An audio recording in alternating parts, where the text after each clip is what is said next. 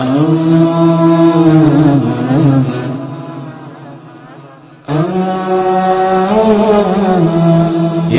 دعوة حق وبيان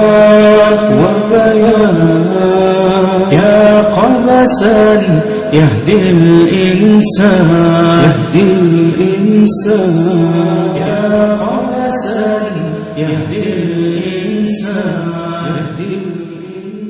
الحمد لله رب العالمين يا رب. شيخ كشك يعني تعلمنا منه في بداية الدعوة كثيرا.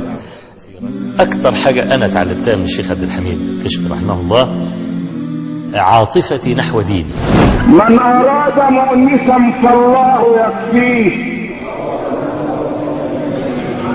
ومن أراد حجة فالقرآن يكفيه، ومن أراد الغنى فالقناعة تكفيه، ومن أراد واعظا فالموت يكفيه، ومن أراد الغنى فالقناعة تكفيه، ومن لم يكفه شيء من هذا فإن الله تكفيه. هذا الرجل اللي هز منابر الدنيا كلها بخطب الرنانة المؤثرة الجميلة. الشيخ عبد الحميد كشك ده يعني كان خطيبا من الطراز الأول. تسمع صوت الشيخ كشك وهو بيتكلم في غزوة من الغزوات كأنك تسمع اصطكاك السيوف.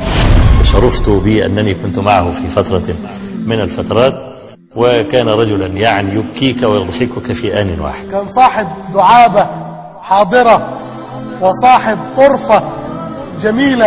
الله يرحمه الشيخ كشك عليه رحمة الله كان يقول كده، يعني الواحد لو كان بيصلي ويقرأ القرآن وينام على وضوء هيشوف النبي في المنام، هيشوف الصحابة في المنام.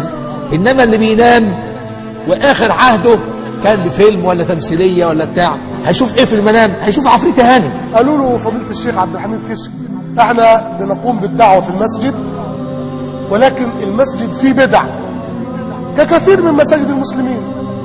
فحكمة الشيخ قال لهم ابدأوا بالأمر بالسنة. فكانت وصية الشيخ الرفق، اللين، التودد، التحبب إلى المدعوين. كان في واحد بيقرأ له قصصات صحفية، فقرأ هذا الرجل في قصاصة من ورقة صغيرة من الصحافة إن برج بيزا هيقع خلاص بعد كام شهر. سيدنا الشيخ كشك رحمه الله يبكي بكاء شديدا، فواحد بيسأله يا مولانا أنت بتبكي ليه؟ فالشيخ اشتد بكاؤه وقال له أنتم ما تعرفوش، مش عارفين حديث النبي صلى الله عليه وسلم لا تقوم الساعة حتى تفتح روما؟ قالوا أيوة عارفين.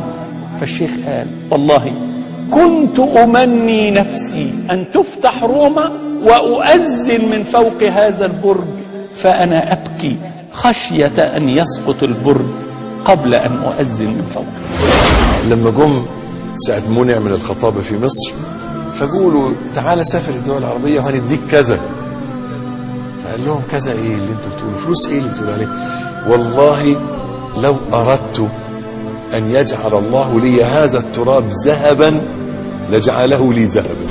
كم من ترقيات غربت، وكم من مناصب قدمت، وكم من إغراءات قيلت، وكم من مسؤولين صاروني في بيتي لعرض المناصب من مصر وخارج مصر، ولكني دعوت الله قائلا احيني اماما وامتني اماما واحشرني وانا ساجد بين يديك يا رب العالمين. قدر ربنا سبحانه وتعالى في يوم من الايام وهو رايح عشان يصلي الجمعه هو وابنه، واذا به يعني قام يصلي ركعتين رحمه الله رحمه واسعه، وفي الركعه الثانيه يعني سجد سجده واطال فيها، فابنه بيناديله عشان يلحقوا صلاه الجمعه، واذا به يجده ميتا وهو ساجد بين يدي الله.